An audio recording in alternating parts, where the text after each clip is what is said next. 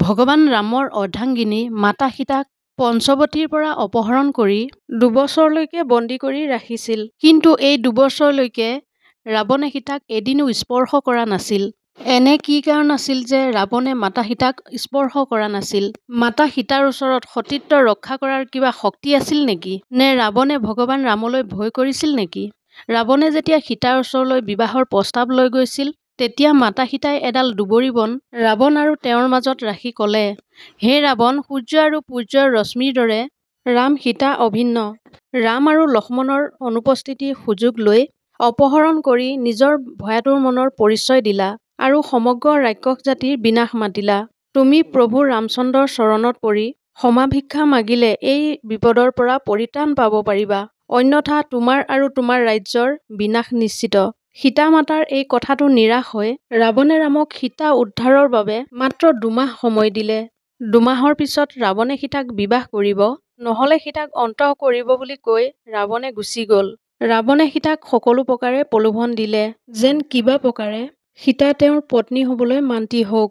যদি সীতা মান্তি হয়, তেন্তে তেওঁৰ সকলো পত্নীকে সীতাৰ দাসী কৰিব আৰু সীতাক ৰাজৰাণী কৰি ৰাখিব। কিন্তু মাতা সীতাই ৰাৱণৰ একো প্ৰলোভনতে নপৰিল। তেতিয়া ৰাৱণে সীতাক প্ৰাণে মৰাৰ ভাবুকি দিলে, কিন্তু এয়াও কামত নাহিল। ৰাৱণে কিন্তু ইচ্ছা কৰা হলে সীতা মাতাৰ লগত বলপূৰ্বকভাৱে বিবাহপাশত আবদ্ধ হব পাৰিলহেঁতেন। কিন্তু ৰাৱণে কিয় এনে নকৰিলে? এনে নকৰাৰ আঁৰত কিবা কাৰণ আছে নেকি? কোৱা হয় যে ৰাৱণৰ দ্বাৰা মাতা সীতাক স্পৰ্শ কৰিব নোৱাৰাৰ পিছত এটা অভিশাপ জড়িত হৈ আছে। সেই অভিশাপৰ কাৰণে ৰাৱণে সীতাক বলপূৰ্বকভাৱে বিবাহ কৰিব নোৱাৰিছিল তথা স্পৰ্শও কৰিব নোৱাৰিছিল।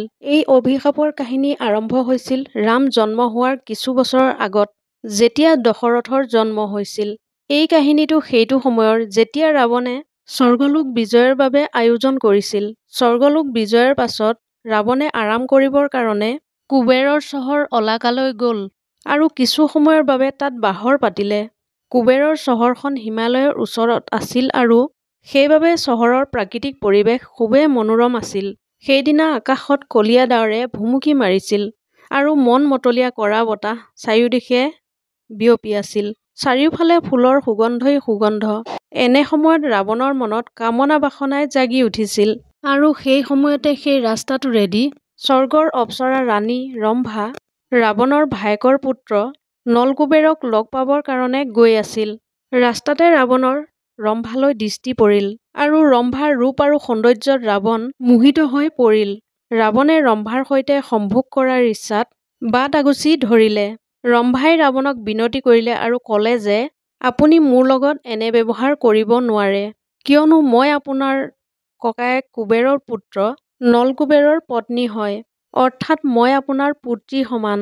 কিন্তু ইমানবিলাক কোৱাৰ পিছতো ৰাৱণে ৰম্ভাৰ এটা কথাও নুশুনিলে।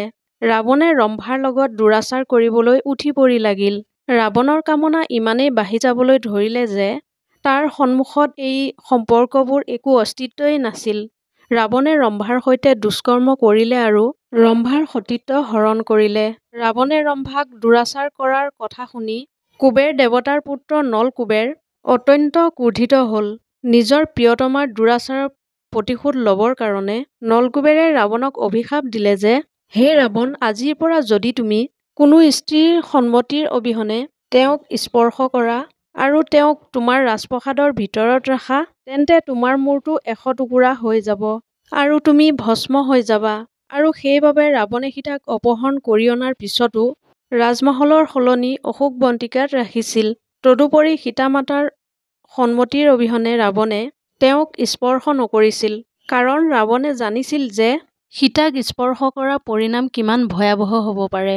যদি ভিডিঅ'টো আপোনালোকৰ ভাল লাগিল তেনেহলে চেনেলটো ছাবস্ক্ৰাইব কৰিবলৈ নাপাহৰিব। ধন্যবাদ।